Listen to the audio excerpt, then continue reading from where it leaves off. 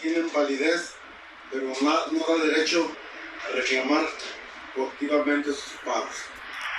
A estas obligaciones, a veces la doctrina dice, existe obligación, pero no existe responsabilidad. Y como contrapartida también dice, hay ocasiones en que hay responsabilidad sin que exista deuda, o sea, lo contrario. Estamos obligados a responder de algo, de una obligación, aunque no la debamos. Es el caso de los fiadores. Cuando una persona se constituye fiador de otra, en el cumplimiento de una obligación, es un deudor subsidiario, porque solamente que el deudor directo no pague, entonces él estará obligado a realizarlo, porque el fiador viene a ser, por así llamarlo, el deudor 2, que es deudor subsidiario. El término está mal, porque él no debe nada, entonces ni es deudor 2, ni es deudor subsidiario, es responsable subsidiario.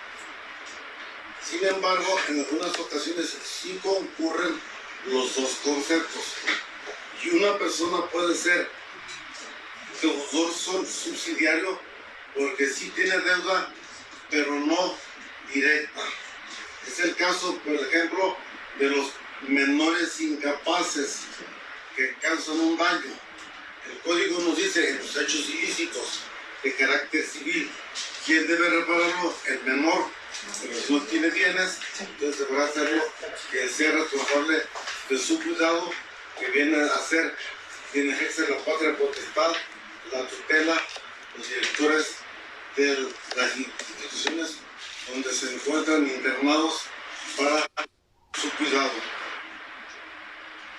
En este caso, sí hay deudor, pero no es directo. Primero es el menor y luego sería el responsable de su cuidado. Hay otro ejemplo, en el caso de las herencias, lo llamamos herederos y legatarios, las personas que adquieren, quienes deben pagar las deudas del autor de la sucesión de manera directa son los herederos, pero cuando los bienes no ajustan, entonces los legados resultan subsidiariamente afectados y se empiezan a pagar los legados en el orden que corresponde. Entonces, pueden o no concurrir los conceptos de deudor subsidiario o responsable subsidiario, pero lo que importa es que debemos de entender que la palabra subsidiaria es que a falta de una, la otra. Cuando son codeudores solidarios, cada quien está obligado en principio a pagar una parte. Por lo tanto, el que paga una deuda solidaria, salvo pacto contrario, no puede repetir más que por la parte que le corresponde a su deudor. En cambio, el fiador subsidiario que paga, el fiador, que se entiende que es subsidiario, rectifico, que paga las deudas del deudor directo, va a repetir por el 100%, porque él no debe nada. Él nada más está respondiendo. Y la obligación, en este caso, tendrá el carácter de subsidiaria y mancomunada en el caso de que existan varios cofiadores. Porque cuando le reclamen al cofiador y haga valer los beneficios de orden y de exclusión, a lo mejor ya lo decimos valer y no tiene con qué pagar. Bueno, no me cobres a mí todo. Fíjate que hay 3 o 4 cofiadores y como estamos en la misma dirección, en el mismo orden, se entiende que la obligación es mancomunada respecto de nosotros y entonces a cada quien reclámale su parte, sin perjuicio de que en aras de la libertad los confiadores se obliguen a responder solidariamente. Acuérdense que cuando empezamos este tema les dije que hay plena libertad contractual siempre y cuando esos actos no sean maliciosos y perjudiquen a terceros, vayan contra la moral, contra las buenas costumbres o el orden público. Entonces espero que con esa breve explicación haya quedado un poco más claro el concepto de las obligaciones subsidiarias y de la responsabilidad subsidiaria. Bien, pues con esto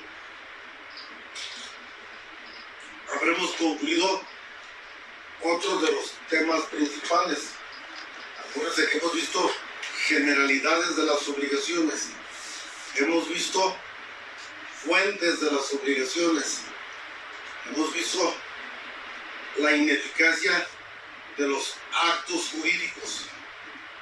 Andrés, acabamos de concluir el tema de modalidades de las obligaciones, sin perjuicio de cualquier aclaración que ustedes, en su caso, me pidan y que yo con todo gusto procuraré realizar.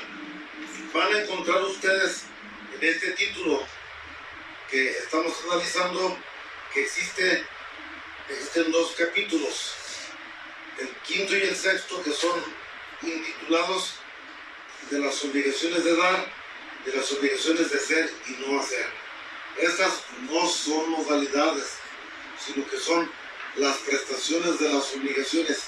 Y ya lo vimos desde que empezamos el curso como una parte del tema elementos de las obligaciones, que son sujetos, objeto y relación jurídica. Y el objeto son las prestaciones de dar, de hacer y de no hacer. Entonces, continuando con el tema, deberíamos de entrar al estudio del tercer título de la primera parte del libro cuarto de nuestro código, que se denomina de la transmisión de las obligaciones. O sea, cómo se transforman algunas veces como una especie de metamorfosis nuestras obligaciones, de manera que se puede cambiar uno de sus elementos primordiales, que son los sujetos. Cambiar acreedor, cambiar deudor. Este tema está contemplado en el código, en particular para los medios ordinarios, como lo concibió el legislador, de los artículos 1537 al 1576, y está integrado de 3 capítulos. Debo aclarar que esta transmisión se refiere a transmisión de obligaciones por actos interdivos, en oposición a la transmisión que se puede realizar por causa de muerte. Y si hago la aclaración es porque para los romanos las obligaciones por ningún motivo podían ser objeto de transmisión, como es el caso de la muerte de el acreedor, porque ni aún la muerte del deudor, pues por la causabiencia había que ser solventada por sus herederos, y ciertamente se cambiaba de persona, pues cambiarán de acreedor o de deudor por causa de muerte con los romanos. Pero el pensar que hubiera un cambio de deudor o era un cambio de acreedor era desnaturalizar la obligación, porque se entendía como un vínculo personalísimo, por virtud del cual el deudor estaba obligado a responder no con su libertad, sino con su vida y su cuerpo post-mortem en caso de incumplimiento, que dicen los historiadores que podía ser descuartizado. Además de que la deuda no se extinguía, se repartía el cadáver para pagarse mancomunadamente en la proporción que correspondiera, pero de todos modos sus deudores, sus herederos, deberían pagar para no recibir notas desagradables. En algunos otros lugares correspondía con su libertad se le aprisionaba, separaba al acreedor, como en la India dicen, frente a su domicilio, y no lo dejaba salir hasta que pagara, hasta que se implementara la obligación. Ahora es al revés, es muy fácil que algunas veces se cambie el acreedor, partiendo del principio de que el deudor de todos modos tiene que pagar. Lo mismo es que le pague a Juan, que le debe a Pedro, mientras no se le dañen sus intereses. Cambiar de deudor sí es algo que ya es más delicado y que requiere un mayor análisis.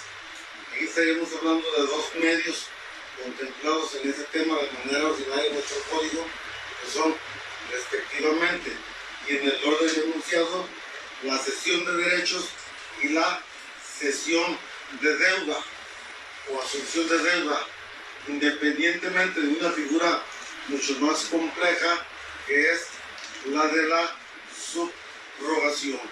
Entonces, ustedes pueden ver aquí, si tenemos las láminas de Antonio, por favor, a transmisión de obligaciones.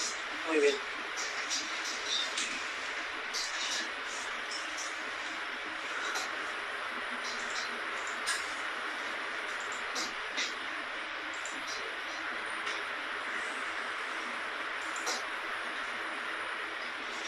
Medios de transmitir las obligaciones.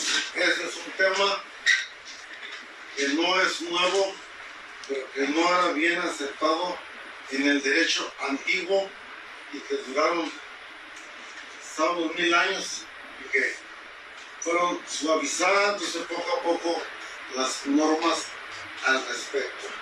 ¿Cuáles son los medios de transmitir las obligaciones que la ley reconoce? Si vamos a don Ernesto Gutiérrez y González, nos encontraremos, pues en continuación vamos a mencionar. En el entendido de que dijimos en Roma, la única manera era la transmisión por causa de muerte. Luego vino el cristianismo con las ideas de piedad y de que había deudores afligidos que estaban siendo, como se dice mercantilmente, ahorcados por comerciantes acreedores sin escrúpulos y les prestaban con altos intereses y que no les era posible pagar su deuda. Entonces se empezó a procurar que otra persona lo rescatara para que se le transmitieran los derechos de acreedor y se empezaba a hablar de subrogación hasta que un buen día la legislación la empezó a aceptar como un medio que es el más complejo actualmente, que a veces la ley no lo conoce, pero que nació por razones de equidad para apoyar a los deudores débiles que no tenían con qué pagar y para evitar que fueran a la bancarrota de manera fatal. Después se empezó a aceptar la cesión de derechos y hasta el actual código alemán, que como hemos dicho muchas veces, entró en vigor el 1 de enero del año 1900, se reguló por primera vez la cesión o asunción de deuda, también conocida como sustitución convencional de deudor. Actualmente, ¿cómo se maneja este tema? Pues ya decimos que hay cesiones de obligaciones entre vivos o bien cesiones por causa de muerte. Las de causa de muerte pues se transmiten a través de la sucesión testamentaria, de la sucesión legítima. Luego, ordinarios, ¿cuáles son los que regula el código?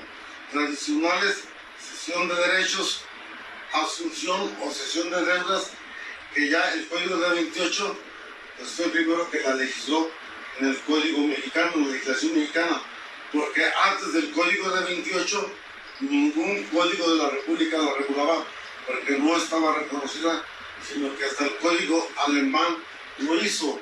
Luego tenemos la figura de la subrogación y una figura nueva que viene apareciendo, y que se llama cesión de posición contractual, a la que nos vamos a ir refiriendo en un ratito más.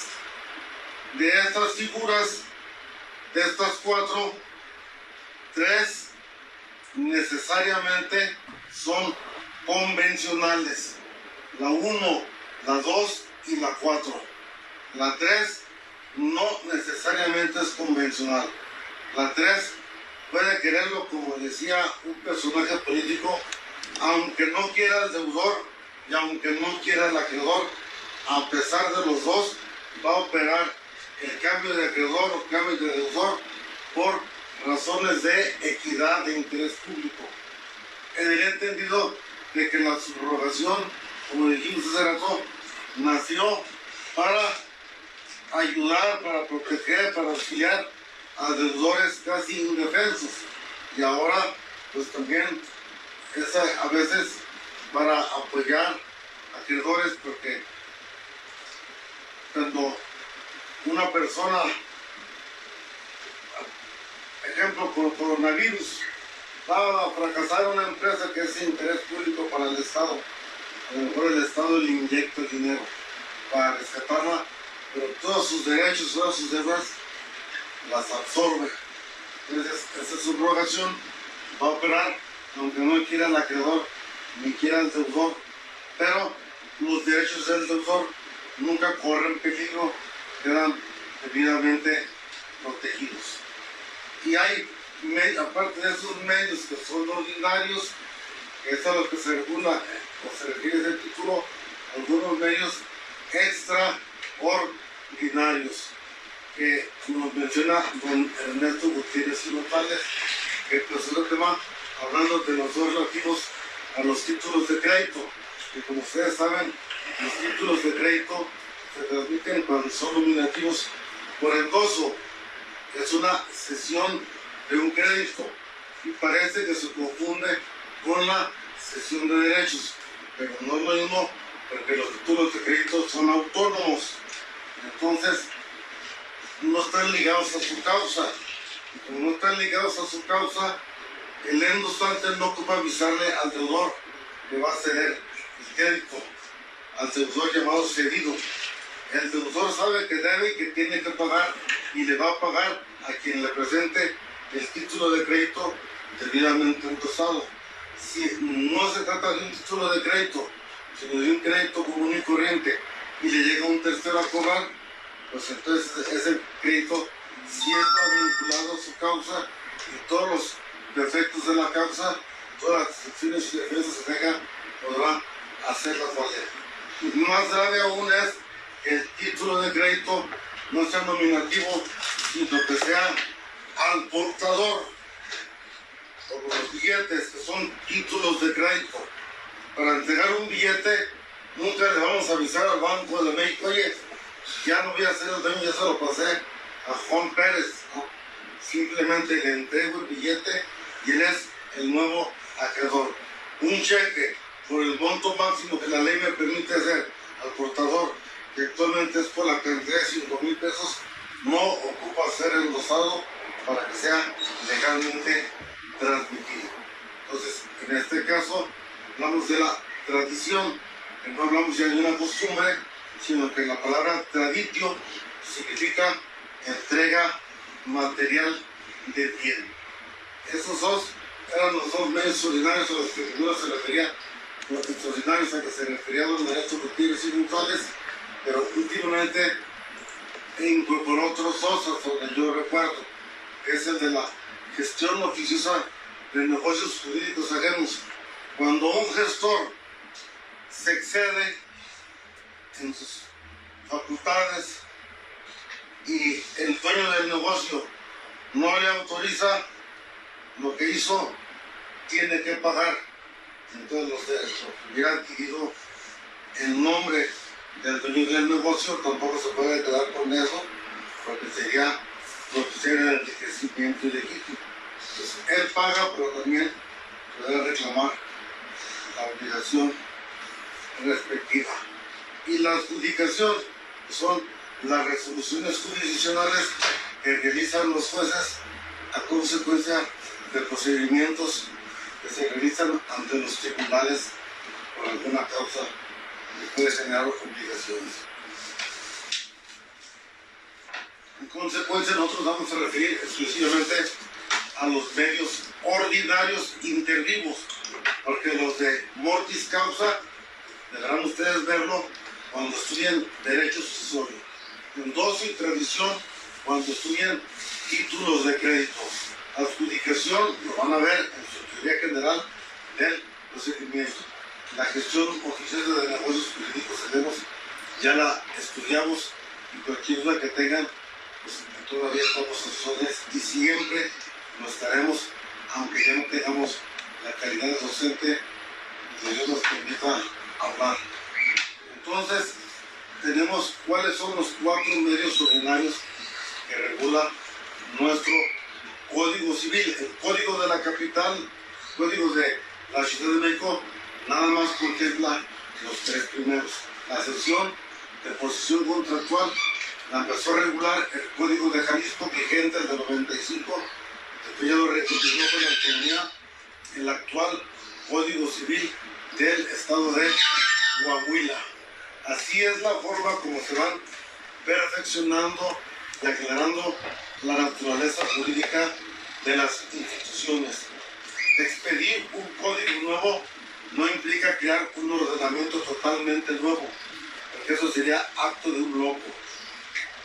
Pensar que estamos elaborando un código nuevo es pensar en que le vamos a cambiar, como hemos dicho, los principios filosóficos que lo inspiran, para hacerlo quizá más humanista, o para hacerlo, como dice López Obrador, neoliberal, liberal o conservador, o cualquier denominación que en su caso queramos darle un enfoque según las teorías que queramos aceptar. ¿Cuáles son los 4 medios que están reglamentados en el Código Civil de Jalisco? Estos a que me he referido, en el entendido de que la posición contractual no viene con una denominación propia, sino que viene en el capítulo de la sección de derechos en general. Repito, como ya mencioné hace rato, la 1, la 2 y la 4 son figuras convencionales. Esto quiere decir que nacen de contratos, de convenios, y que la subrogación puede operar por convenio o por ministerio de la ley, porque hay intereses superiores, como es siempre la equidad. La figura de la cesión de derechos, que es cambio de acreedor, se contempla de los artículos 1537 a 1563. Hay ordenamientos que aquí se contemplan otras figuras que no son propiamente de cesión de créditos, como puede ser en el estado de Morelos, que regulan cesión de bienes.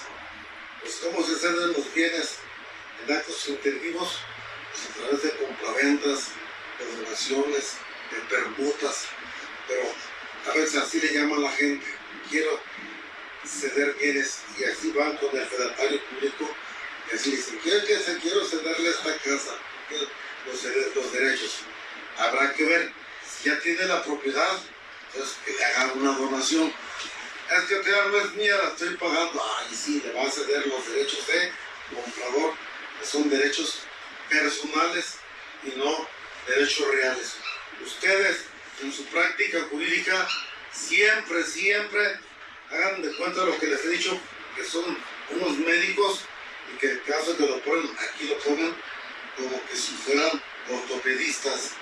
Si quieren ver qué lesiones tienen, van a ver cuál es la naturaleza jurídica del acto que les están proponiendo, para ver cómo pueden solucionarlo y por dónde pueden irse. Y si saben obligaciones, tengan la seguridad de que van a salir de ese susto nadando. Y si no saben obligaciones, no van a saber teoría del acto jurídico, no van a salir con éxito. Van a tener muchos problemas para salir. Entonces, la primera figura que nos toca analizar es la cesión de derechos, que es cambio de acreedor por convenio.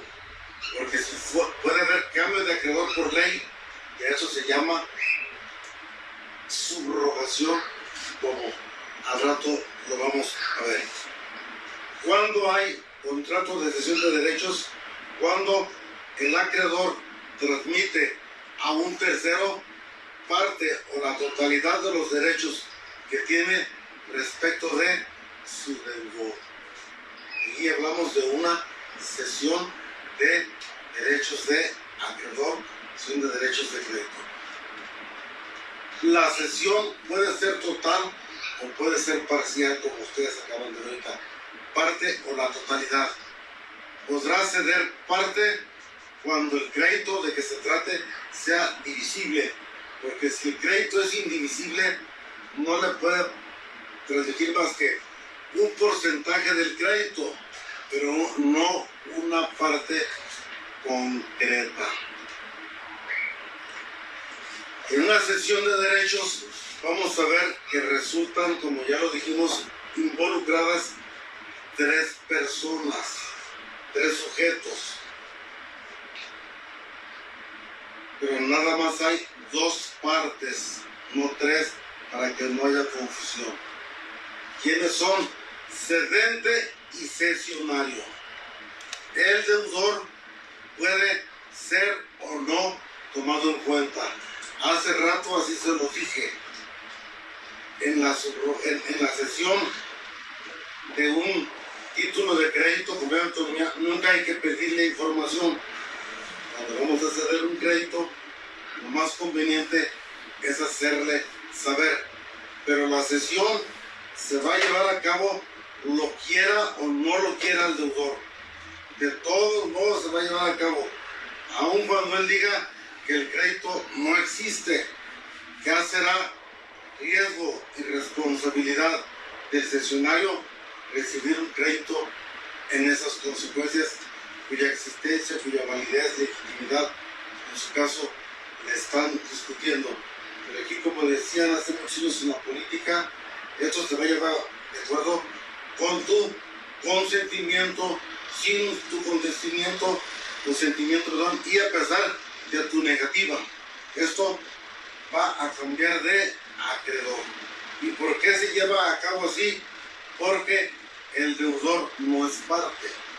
El deudor sabe que tiene que pagar, y lo mismo es que le pague en principio a Juan que a Pedro, aunque no necesariamente. Lo más conveniente es, como ya dijimos, que se le haga saber.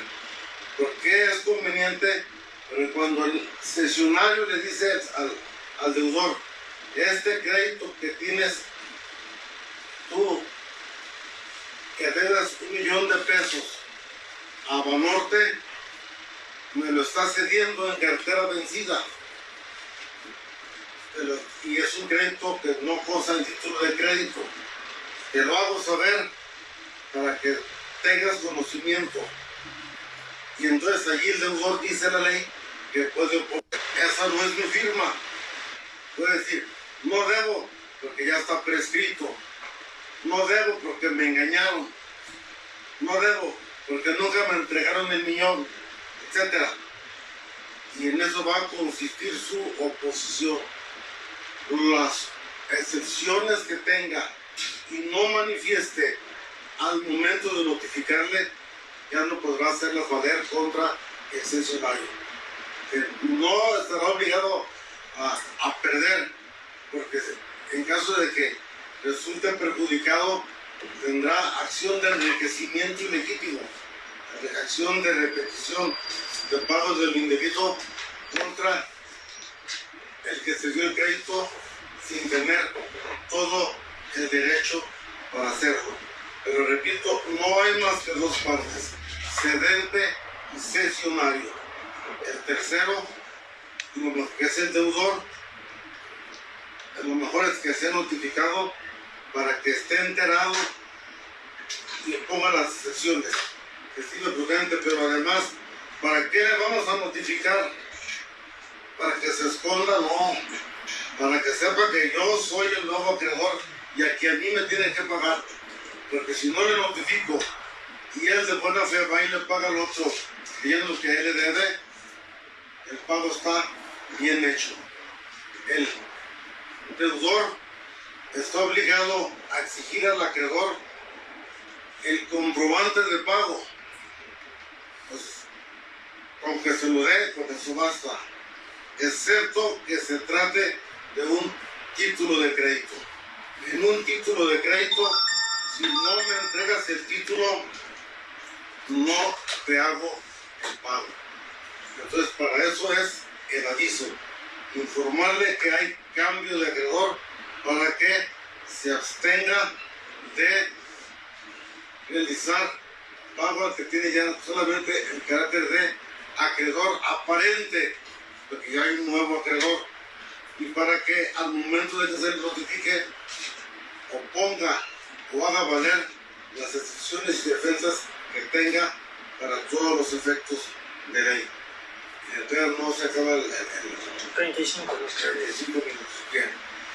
Entonces, queda claro que la cesión de derechos es un contrato que se lleva entre dos, pero podría ser, como dicen, no sé, de tres sacerdotes, cuando concurre el deudor y deudores y dan su conformidad, que es lo más sano. Entonces, si ya serían partes, ya quedarían notificados y lo estarían convalidando todo el adeudo, el cedente, el cesionario y, en su caso, el deudor.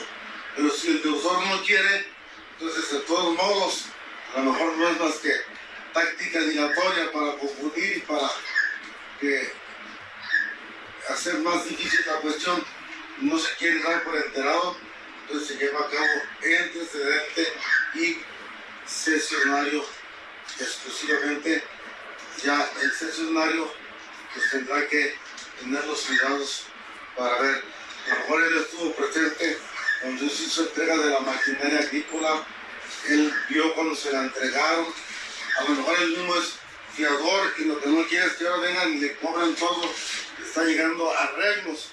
Bueno, pues tiene que arreglarse, pero también tiene de informarle al deudor directo para que le perjudique, porque en su caso lleguen a un acuerdo. Por eso es conveniente que el deudor comparezca y no nada más el fiador, sino el deudor, perdón, sino también su fiador y el fiador del fiador, que llamamos un contrafiador.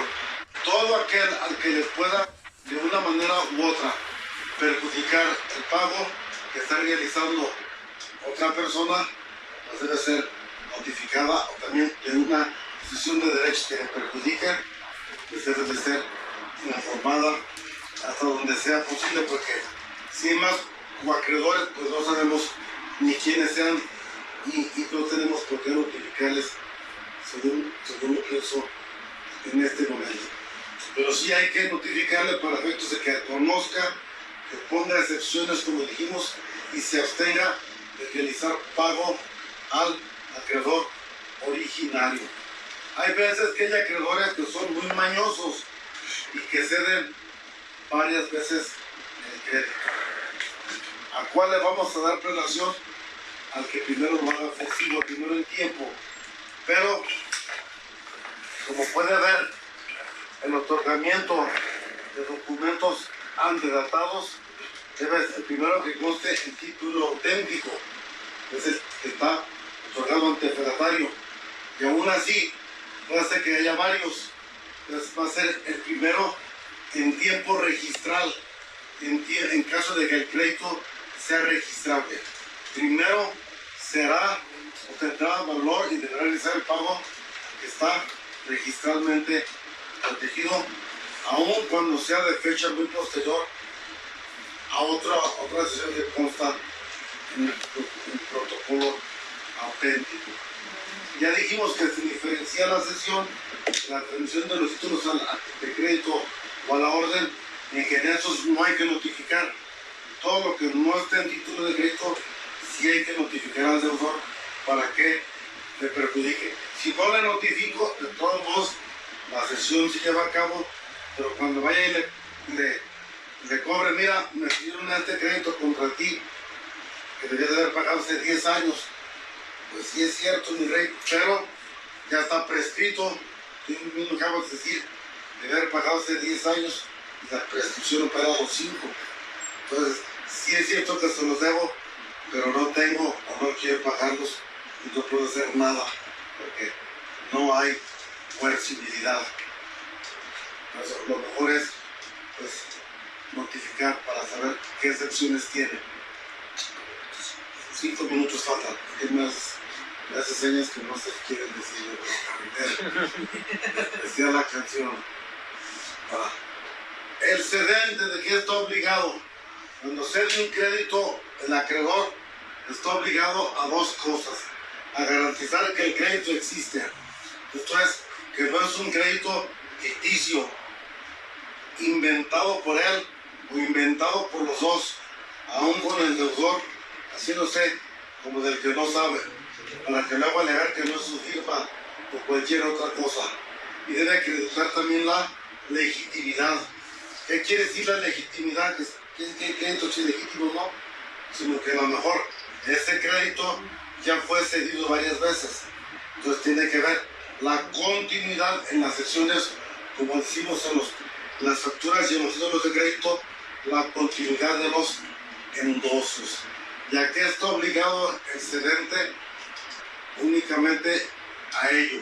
No está obligado a garantizar que el deudor sea solvente. Si dice, si no te paga él, te pago yo, entonces no estamos cediendo el crédito. Estamos convirtiendo un crédito que era ordinario, un deudor simple, en un crédito que ahora tiene un deudor complejo, donde ya existe un deudor directo y un deudor subsidiario, y el acreedor tiene 2 patrimonios en donde ejecutar. A lo mejor sí llevaremos de cesión de derechos, pero cuando llega un tercero y dice, si no te paga él, te pago yo, pues entonces ya tenemos un deudor subsidiario. Hay ocasiones en que el deudor busca al acreedor y le dice, mira, me fue mal con el coronavirus, el COVID-19 a muchas personas nos destrozó, yo ya no puedo seguir pagando sueldos, no puedo seguir pagando rentas, ya mi mercancía, el Día de las Madres, pues ya pasó la época en que debe venderse, y esto es todo lo que tengo. Vengo a cedértelo totalmente para que ni me demandes, ni gastes tu dinero en buena fe, investiga. Y lo acepta, eso se llama cesión de derechos en globo. Y entonces ya ese cedente no está obligado a responder de que un crédito sea malo, solamente que no le paguen la mayoría, porque ya desde que se da un crédito hay riesgo del acreedor de que no le paguen, y sabe que siempre será incierto su pago. Y si estamos en presencia de un deudor cuidadoso, dice, yo te lo doy por la buena, pero con una condición, amigo, dame finiquito para tener ilusión de trabajar mañana. Porque si tú no me das finiquito, me vas a estar vigilando, y en cuanto me agarre algo, me lo vas a quitar. Dame la ilusión de trabajar. El otro acepta, lo libera, entonces sí, ya de aquí en adelante, todo lo que vaya ganando, pues tendrá cierta solvencia. Aquí la ley, por un error, nos agrega la figura de cesión de derechos hereditarios. Esa no es cesión de derechos de acreedor. Los derechos hereditarios no aparece en ella un acreedor o un deudor. Es cesión de derechos de otra naturaleza.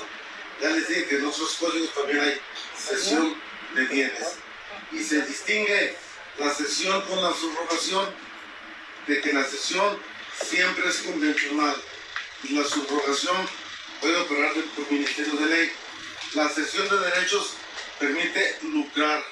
Yo puedo comprar las deudas de mi hermano, de mi sobrino, de mi hijado y decirle, te la pago al 60%, al 50%, y ya después yo le cobraré cuando ya se empiece a recuperar. Y el otro lo acepta, ya le pagué al 50% y después yo podré repetir contra el deudor, que ahora viene a ser mío, mi deudor, por el 100%, y él no podrá alegar que no es así, según las circunstancias que le ves que es en contra de la voluntad, entonces en este caso no se paga. En cambio, en la subrogación, que es lo que importa, como no permite lucro, nunca se va a obtener ganancia. En la cesión algunas veces sí no se obtiene lucro, porque al contrario corre el riesgo. Ya habíamos dicho que llegan a cobrarme una deuda de mi sobrino que debía pagar en el año 2005, ya estamos en el 2020 y no la paga. Y luego yo voy de tonto a pagar, por más que él me dice que no pague, que no y que no. Digo, no hay que tener honor, hay que tener vergüenza, no vamos a aceptar con eso diario. Cuando ya yo le quiero cobrar, me dice, ¿a qué mi tío tan tonto? No quedaba obligaciones, que no ven que está prescrito, cuando podrían exigírmelo coercitivamente. Entonces, como yo no lo oficié, no lo beneficié nada, pues no le puedo cobrar nada. Pero ya son casos muy específicos de la cesión de derechos. Yo estoy a las órdenes de ustedes para procurar aclarar cualquier duda de la cesión de derechos. De cambio, creo que tiene la cesión de derechos. Por último, para concluir esta cuestión de la cesión de derechos, miren, hay un artículo curioso en el código que ya se empleó ahora, en el código de Coahuila, y no son artículos, sino que son los tres. Y vamos a ver qué nos dice.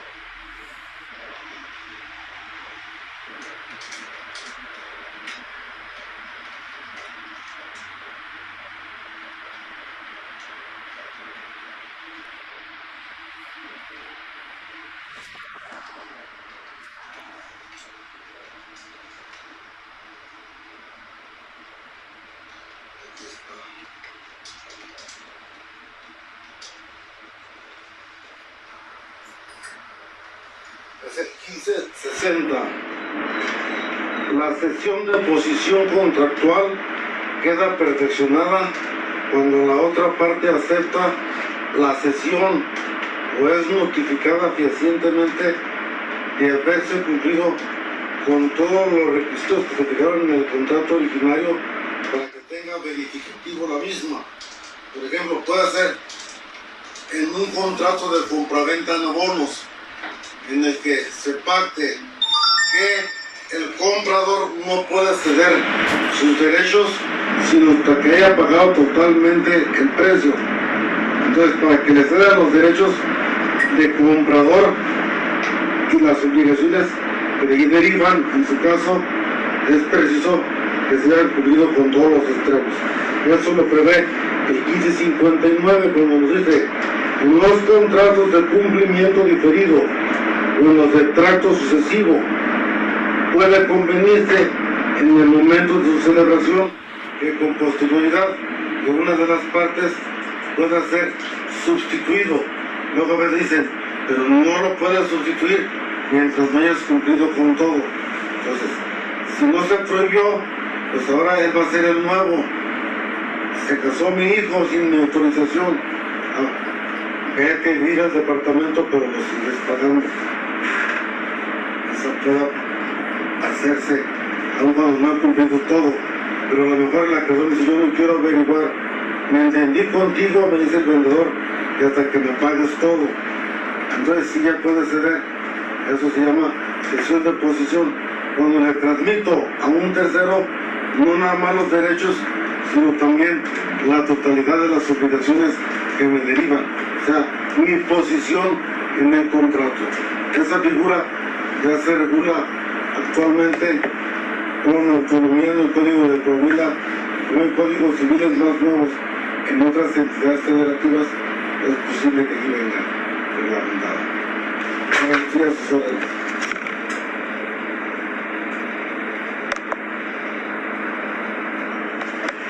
Sí, preguntas o no. No.